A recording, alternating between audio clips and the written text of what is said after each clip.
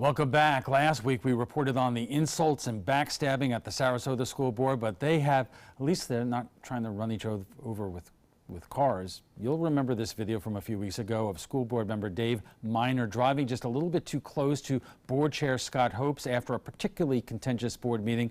More recently, school board member Charlie Kennedy attempted a revote on the chair and vice chair of the school board.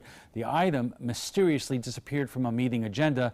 All of this would be entertaining if not for the fact that the school board is doing some pretty big issues right now, like funding school resource officers in the aftermath of Parkland. And joining us for more are Manatee School Board member Charlie Kennedy and Ryan Kinnan, who covers the school board for the Herald Tribune. Gentlemen, thank you both.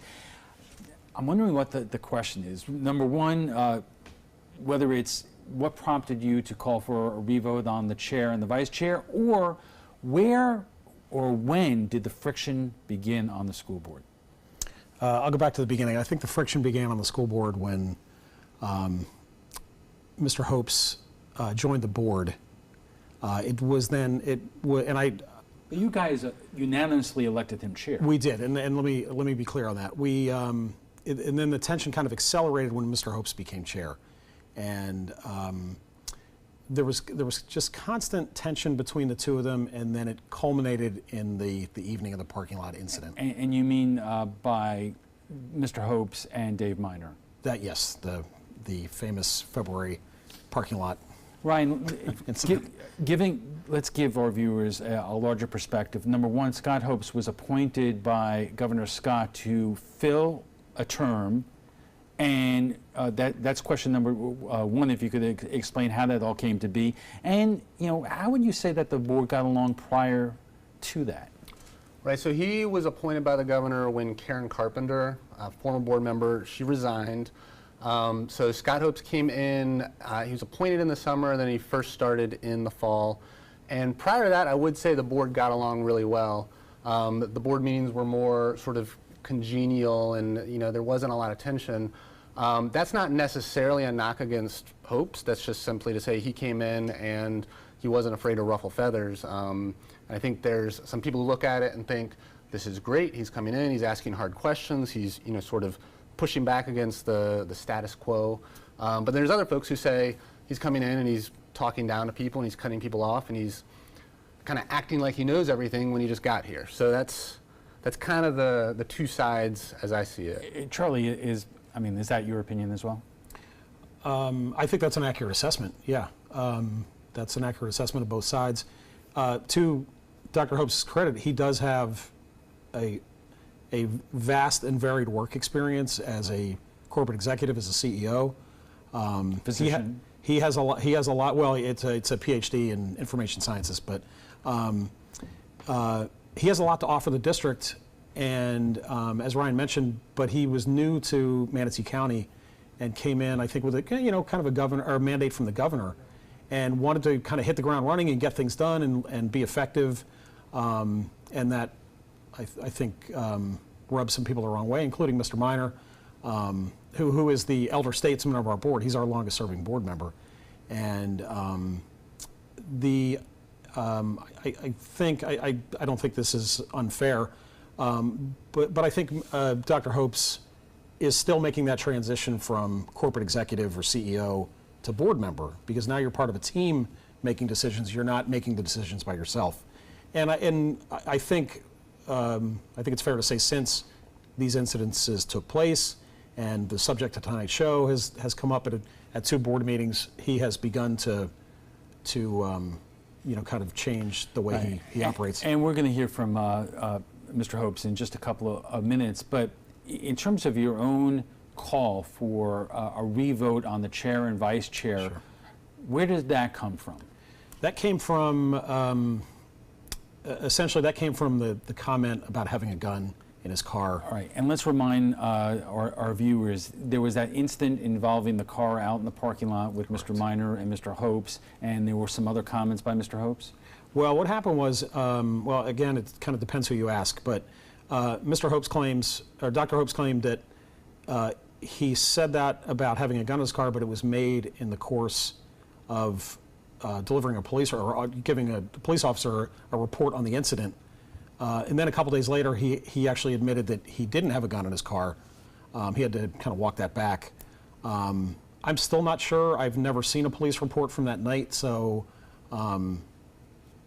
anyway, that's just, part of the details that for me aren't really the crux of the problem. It was that in a moment, and I understand it was a stressful moment, but what was just under 2 weeks after Parkland, we had multiple fake threats to our schools, and just talking about a gun. And I made this point at when I originally brought this motion forward. If that were one of our students, or if that were one of our employees, that student would be going through probably expulsion proceedings. If it was an employee, they would be suspended. And that prompted you to call for the vote. Yeah. Ryan, when all this has been going on here, you have your finger on the pulse of the public who is sitting there watching it all. What have people been saying? I mean, I think it's interesting and it's entertaining for a lot of people. I think for a lot of folks, like the gun incident was sort of like confirmation bias. If you liked Hopes, then you thought Minor had lost his mind and was trying to kill him and run him down in the parking lot. If you liked Minor, you didn't get what this guy was talking about. And so people are reading about it and are talking about it and are interested in it. Unfortunately, it's not because they're interested in the serious, heavy matters of public education. It's because it's entertaining. All right, we are just getting warmed up. Up next, the school board chair, Scott Hopes, right after we check the first alert weather, so stay with us. Welcome back. We are talking about the discord and division at the Manatee County School Board, and now it's time to hear from the chairman himself, Scott Hopes. Scott, you were appointed to this position by the governor, right? Yes. Have you called him back and just said, what the heck were you thinking? No, I didn't actually do that, but when I was with the governor a couple of weeks ago, he asked me if I was still having fun on the school board of Manatee County, and I said, I am. It may not have been as much fun as it originally was. You didn't know that the police would be coming involved? No. Help us, get a better sense in terms of what happened to, make the atmosphere the way it is right now and where it is at this point. Did it begin with that school board meeting a while back, which ended in the parking lot, and the issue involving Dave Minor maybe getting a little bit too close to you and all?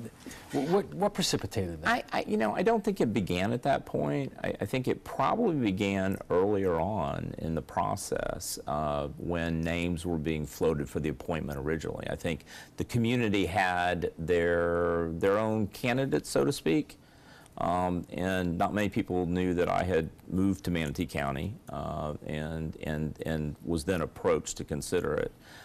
If you recall, my very first board meeting was when the board was taking up the issue of the special taxing referendum.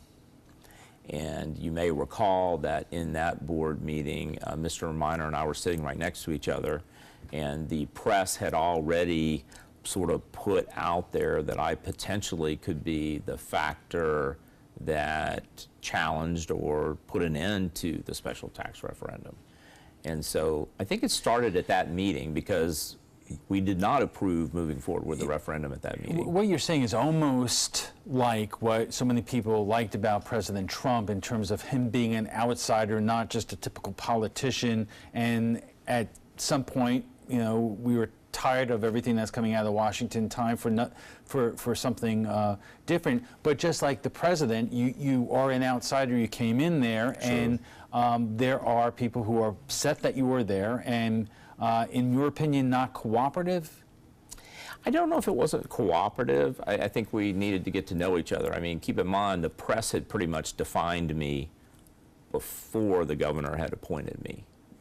And so I think there was some uncertainty about positions I would take. But I will tell you that the governor asked me when he and I met one-on-one before the appointment, what was I going to do differently from when he appointed me to the USF Board of Trustees? Because it was similar. They saw me as an outsider, a governor's appointment, presumptive, individual to come in and sort of shake things up. And I told the governor, I said, I'm going to build a relationship with my fellow board members. And so when Mike Barber, the communications director, said, "You're a doctor, aren't you?" And I said, "Yes." And he said, "Well, what should we call you?" I said, "What do you call the other board members?" "Well, Mr." I said, "Then call me Mr." And so I tried to stay on an even platform. Well, but in terms of your relationship with other board members, it has been, let's say, interesting. Now, I realize that after the incident involving the car, the police began investigating it, but you told them to hold off on that, and that you and board member Dave Miner decided together to try to move beyond it. It was my preference that he and I actually call a public meeting through the attorney and kind of talk through it. That didn't happen early on. It wasn't until probably a month ago that in a public meeting we actually were able to finally talk through the issue. But then you have another board member, Charlie Kennedy, trying to re-vote who is chair and vice Right. chair. Why do you think that happened? You know, it's caused a lot of introspection. I think, you know, first and foremost, they may have reluctantly elected me chairman in the desire to get the referendum passed. You know, I think that was at the forefront. We made it through the referendum. If you recall, Mr. Miner actually 2 weeks after I was elected chair made a motion to basically remove me as chair. Just 2 weeks after I was elected unanimously. And that sort of quieted down for a while because it wasn't seconded. And then we went into the referendum and in full force and campaigning, and I actively campaigned. I went to the business community and shared with them my perspective of why I think we needed the optional operating revenue. And the referendum passed, but prior to that we had the incident where Mr. Miner was rather upset about the way I handled an issue in the board meeting, and I just think there were a lot of tensions. Look, right, but it wasn't Dave Miner who was pushing the revote on the chair and vice chair this time around. It was Charlie Kennedy, and I guess I want to take you back and ask you about it. It must have been uncomfortable, and I hope you could explain this, where the council for the school board or the school district is saying the revote would have been legal. It is called for, you know, in the rules, but it never did happen. Well, but it wasn't called for in the rules. That was the primary issue. Both the bylaws and the rules that are incorporated into the school district's bylaws only provide for the election of the chair and the vice chair, and their term is for 1 year and until a successor is elected. All right, we only have less than 2 minutes left, and I want to get to a couple things. Number one, where does that stand? And number two, you know, a lot of people who are watching this right now, and they really don't give a hoot about whether or not school board members get along personally. They want to make sure that their kids are safe. There is uncertainty about how the SROs will be funded. You have a lot of things on your plate, and so do the other school board members. Can you get along to the degree that these things get done? I think we finally have arrived at that point. We had a very successful workshop yesterday, and our board meeting was unremarkable with regards to what we've been dealing with in the past, and I think we have come together, and I think we demonstrated that last night. If there's one thing that you could say to Charlie Kennedy, who's also going to be on our show tonight, what would that be? We're partners. We are partners to do the people's work, and he and I are going to be meeting, and so we can talk through the concerns that he has, and we'll move forward together. First and foremost, we're here to do the people's work. Our core is educating the children of Manatee County so that they can be successful adults, and that's what our focus needs to be. All right, Scott Hopes, thank you so much for joining us tonight. We'll have to take a quick break, and we'll be back for final thoughts in a moment. Stay with us. And our guests join us right now for final thoughts. So, Charlie, you heard what Board Chair Scott Hopes had to say. First question, is the effort to get a new vote on a chair and vice chair, is that over? Are you past it, or is this an issue that still has to be talked about? No, I think, I mean, I'm past it in a way, but I think we still need to kind of communicate fully and effectively and let each other know where we were coming from and why we, at least I'll speak for myself, why I brought forward the effort that I did. He's right, we did have a very unremarkable meeting last night, but I did ask him if he and I could meet in the sunshine, open to the public, but outside of the regular scheduled board meetings, so we don't take up staff time with this. So he and I can talk and try to mend our fences. With the school district, as you mentioned, we just have too much going on. We have a superintendent search, we have school security and paying for SROs that we have to deal with. And I want to focus on what the general public and our teachers and parents care about, not kind of the inner conflicts of board members. Ryan, does it appear to you that this is more of personality conflicts rather than issues or policy disagreements? I think it's both, because I think a lot of it stems from a disagreement over policy. Because when Hopes came on the board, he was opposed to the referendum. He's a Rick Scott appointee. But he said he worked for it. He did, in a very careful way, where he would publicly state support, but at the same time kind of signal to supporters that, hey, this actually really isn't maybe the best idea. So it was a very fascinating watching him do that, because he didn't come right out and say, no, don't vote for the referendum. He would say vote for the referendum, but they would also provide a lot of arguments as to why the district, how they hadn't managed their money well in the past, or perhaps there was money in the budget to meet those needs. So it wasn't unequivocal. We heard what Charlie just said in terms of the issue about re-voting for the board chair and vice chair, and Dave Minor didn't want to talk about his conflict with Mr. Hopes, but is it your impression that they are also past this, or is there underlying strains that continue? I think there's probably underlying strains. I think people go home and talk to their spouses and their wives, and calm down hopefully and realize, like, okay, I might not like this guy, but I got to work with him, and hopefully that's what we'll see. And Charlie, as we've been talking about, there's some big ticket issues that are on the table right now that really have to be determined, especially in terms of the funding for school resource officers, especially after Parkland, and especially after the predicament that all school boards have been put into because the state is requiring them but not offering enough money to actually do it. Right.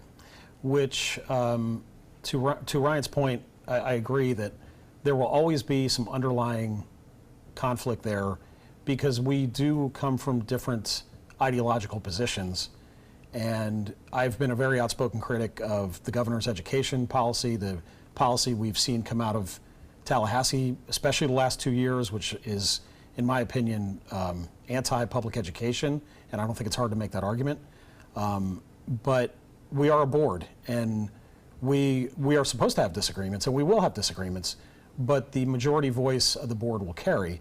And that was kind of part of the basis of my argument for the revote of the chair and vice chair is we are 5 individuals, but we speak as one. The majority is our voice, so that was how I kind of brought that question forward.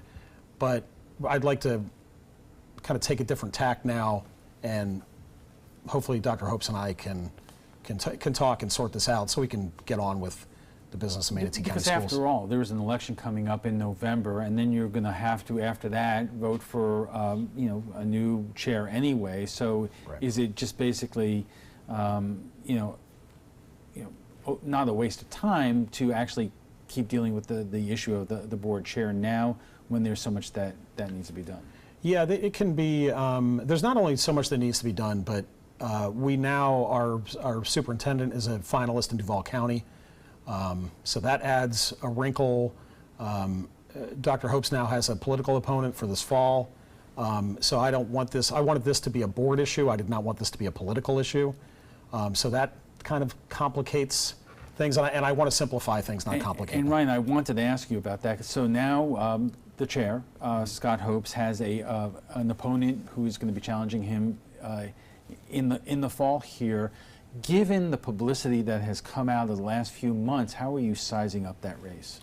I mean, Hopes has very strong supporters, people who love what he's doing, people who say this is what the school district needs. They need someone who's going to come in there and is going to ask tough questions and not take no for an answer and call people to the carpet. And that's what he's done at a lot of board meetings. And so his opponent is very well liked in the community. He's a former educator, you know, has a lot of deep roots in Manatee, but I don't know if just the optics of this might look bad, but I don't know if it's necessarily turned a lot of people off necessarily, because a lot of the running narrative in Manatee is that, unfortunately, and I don't think fairly, is that the school district is incompetent.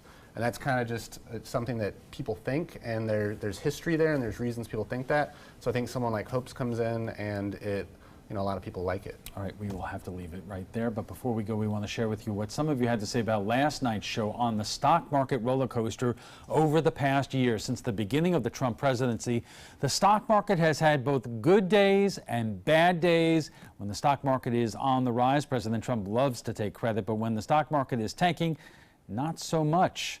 We went to Facebook to hear your thoughts, and Court says, I know my accounts are way up since he has taken office, and my clients are done equally as well, if not better. But Glenwood says he doesn't mind taking credit for anything positive, regardless if he wasn't involved, so he should also take the blame.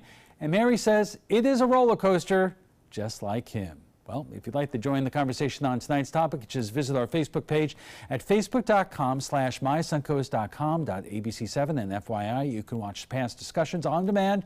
They're available on Apple TV, Amazon Fire, and Roku. We want to thank all our guests for being here tonight. Manatee School Board Chair Scott Hopes, School Board Member Charlie Kennedy, and Ryan McKinnon, who covers the school board for the Herald Tribune.